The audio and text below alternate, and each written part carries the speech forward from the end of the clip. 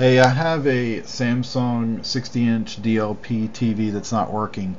It makes a couple of strange winding sounds and very loud sounds. While I was fooling around doing different things like reseating the bulb, I realized what it was, or at least related to this.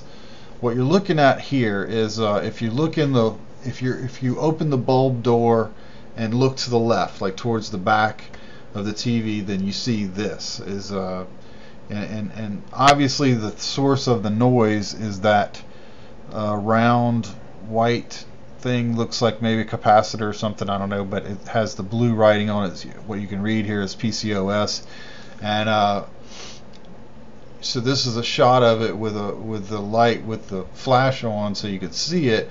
But the next shot, I have a video of it making the sound without the flash, so you can see the bright. It glows real bright when it makes the sound. It's really kind of strange, but anyway, here's that.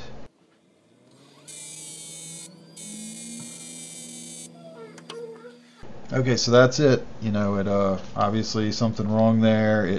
The TV never comes up. It will when you turn it on, you know, it tries to come up and it makes the sound twice like that, and then it cuts off, and two of the three lights on the front blink a few times, and then it tries to come up again and does the same sound again. So it just keeps doing that over and over again, and never comes up. I have to actually unplug it from the power to make it stop. It just did this out of the blue. The TV was on when it happened. I just turned it on. It had been on a couple of minutes, and then it just started doing this cycle.